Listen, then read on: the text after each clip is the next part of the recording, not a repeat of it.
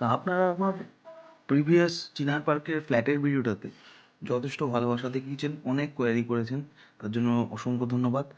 তা সেই কোয়ারির মধ্যে থেকে যেটা কমন কোয়ারি উঠে এসছে যে লোকেশানটা কোথায়, আমরা লোকেশানটা ঠিক বুঝতে পারছি না, তা চিনার পার্ক থেকে কত দূরে, সেই প্রশ্নের উত্তর নিয়ে এসেছি আমি আজকে আপনাদের জন্য।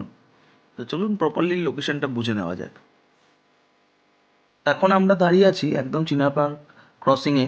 আমার মুখ বরাবর সোজা চলে যাচ্ছে সিসি টুর দিকে, আর আমার পেছনের দিকের রাস্তা যাচ্ছে এয়ারপোর্টের দিকে সোজা।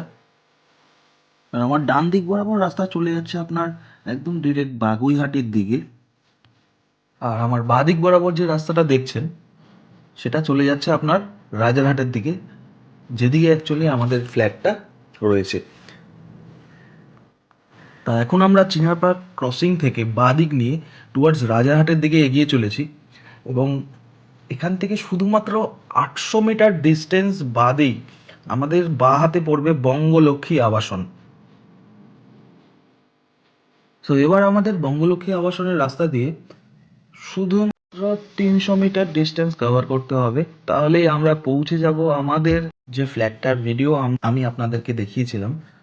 সো ভিডিও এন্ডে আমি আমাদের ফ্ল্যাটের থেকে চিনার পার্ক ক্রসিংয়ের ডিস্টেন্স স্ক্রিনশট আপনাদের শেয়ার করে দিলাম, যাতে আপনাদের বুঝতে কোনো অসুবিধা না হয়।